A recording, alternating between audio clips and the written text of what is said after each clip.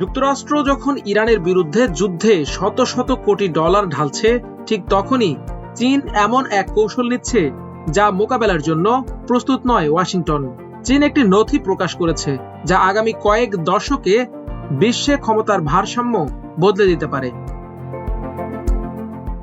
গত 5 মার্চ চীনের national people's কংগ্রেসে প্রকাশ করা হয়েছে 141 পৃষ্ঠার 15তম পঞ্চবার্ষিক পরিকল্পনা। এতে পরবর্তী প্রজন্মের অর্থনৈতিক ও সামরিক শক্তি নির্ধারণকারী প্রযুক্তি, কাঁচামাল এবং শিল্প খাতগুলোর উপর আধিপত্য বিস্তারের এক উচ্চাভিলাষী রূপরেখা তুলে ধরা হয়েছে। বিনিয়োগ বিষয়ক বিশ্লেষক ও লেখক শানাকা আনসেলম পেরেরা চীনের এই নয়া কৌশল নিয়ে সামাজিক যোগাযোগ মাধ্যম এক্সে দেয়া এক পোস্ট লিখেছেন, কেউ এদিকে নজর দিচ্ছে না, আর এটাই হলো আসল বিষয়। চীনের এই ছক কোনো মামুলি অর্থনৈতিক নীতিমালা নয়, বরং একে একটি জাতীয় প্রযুক্তিগত গতিশীলতা হিসেবে দেখা হচ্ছে। নথি জুড়ে কৃত্রিম বুদ্ধিমত্তা এআই এর কথাই বারবার উল্লেখ করা হয়েছে।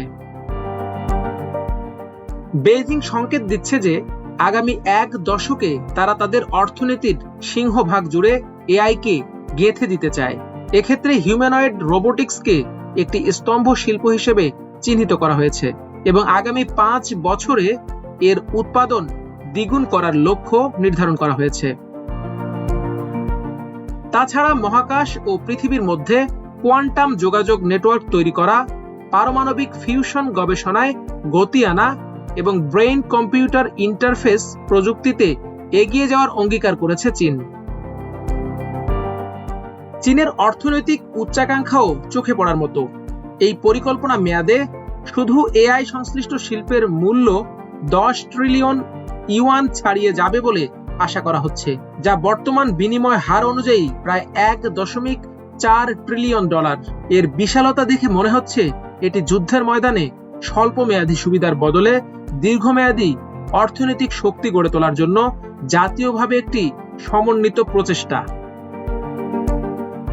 পেরেরা যুক্তি দেন, এই কৌশলের ব্যাপকতাই একে কৌশলগতভাবে গুরুত্বপূর্ণ করেছে। তিনি লিখেছেন, এটি কোনো অর্থনৈতিক পরিকল্পনা নয়, এটি এমন এক যুদ্ধ পরিকল্পনা যা যুক্তরাষ্ট্র লড়ছে না। চীনের প্রযুক্তিগত উত্থান মোকাবেলায় ওয়াশিংটনের প্রধান অস্ত্র হল 2022 সালে স্বাক্ষরিত চিপস অ্যান্ড সায়েন্স অ্যাক্ট। এই আইনের আওতায় অভ্যন্তরীণ সেমিকন্ডাক্টর উৎপাদন শক্তিশালী করতে 52.7 বিলিয়ন ডলার বরাদ্দ করা হয়েছে।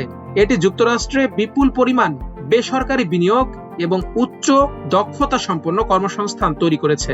তবে এটি শুধু চিপস এর বিষয় নয়, এতে যুক্তরাষ্ট্রের প্রচেষ্টা মূলত একটি খাতের উপর সীমাবদ্ধ, আর তা হলো চিপস। চীনের কৌশল অনেক বেশি বিস্তৃত। তারা কৃত্রিম বুদ্ধিমত্তাকে ভারী শিল্প থেকে শুরু করে সেবা খাত পর্যন্ত পুরো অর্থনীতিতে ছড়িয়ে দিতে চায়। শিল্প উৎপাদনকে মজবুত করতে রোবোটিক্সকে কাজে লাগানো হবে। এই পরিকল্পনায় কোয়ান্টাম কম্পিউটিং, মহাকাশ অবকাঠামো এবং অত্যন্ত গুরুত্বপূর্ণ কাঁচামাল ও প্রসেসিং সক্ষমতা, বিশেষ করে বিরল খনিজের ওপর বিনিয়োগে জোর দেয়া হচ্ছে।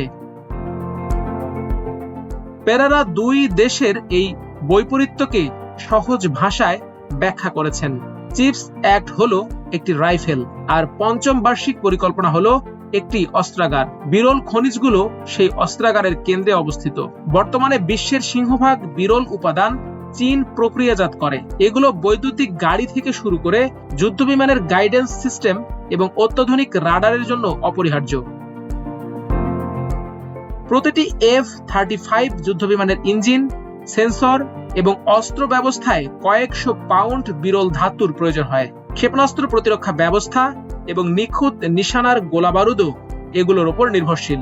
সাম্প্রতিক বছরগুলোতে চীন এই খাতের উপর নিয়ন্ত্রণ আরো শক্ত করেছে। তারা রপ্তানি নিয়ন্ত্রণ ব্যবস্থা জোরদার করেছে এবং লাইসেন্স ও কমপ্লায়েন্সের নতুন নিয়ম চালু করেছে, যা তাদের বৈশ্বিক সরবরাহ ব্যবস্থার উপর সূক্ষ্ম নিয়ন্ত্রণ দিয়েছে। অন্যদিকে মার্কিন প্রতিরক্ষা ক্রয় নীতিমালা বিপরীত দিকে হাঁটছে। 2027 সালের জানুয়ারি থেকে যুক্তরাষ্ট্রের প্রতিরক্ষা দপ্তর পেন্টাগনের চুক্তিতে চীনের বিরল উপাদানের ব্যবহার বন্ধ করার কথা রয়েছে, যা মার্কিন সরবরাহকারীদের বিকল্প উৎস খুঁজতে বাধ্য করছে। বিশ্লেষকরা বলছেন এটি একটি বড় ধরনের ঝুঁকির পথ তৈরি করছে, যা পূরণ হতে 1 দশক সময় লাগতে পারে। যুক্তরাষ্ট্র যখন ইরান যুদ্ধের মতো সংঘাতে বিরল খনিজ সমৃদ্ধ গোলা বারুদ খরচ করে ফেলছে, তখন তারা সেই খনিজগুলোর নতুন খনি বা কারখানা তৈরির চেষ্টা করছে, যা এখনো বড় আকারে গড়ে ওঠেনি। প্যারারা লিখেছেন, ইরান যুদ্ধে ইন্টারসেপ্টরগুলো গ্রাস করছে, আর চীন সেই ইন্টারসেপ্টরগুলো তৈরির সরবরাহ ব্যবস্থা আরো সংকুচিত করছে।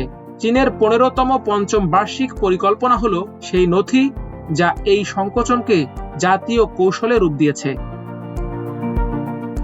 শি জিনপিং এর 141 পৃষ্ঠার এই রোডম্যাপের লক্ষ্য হলো আগামী 15 বছর অনেক প্রয়োজনীয় কাঁচামালের নিয়ন্ত্রণ চীনের হাতে রাখা। বিশ্লেষকদের মতে, চীন যদি কাঁচামাল, রোবোটিক্স এবং এআই কে একক রাষ্ট্র পরিচালিত ব্যবস্থায় নিয়ে আসতে সফল হয়, তবে পরবর্তী বিশ্ব পরাশক্তির লড়াই পারস্য উপসাগরের আকাশে নির্ধারিত হবে না, বরং নির্ধারিত হবে যুক্তরাষ্ট্রের F-35 যুদ্ধবিমান আকাশে ওড়ার অনেক আগে সরবরাহ ব্যবস্থা আর কারখানার ভেতরেই। মাল্টিমিডিয়া ডেস্ক, আমার দেশ।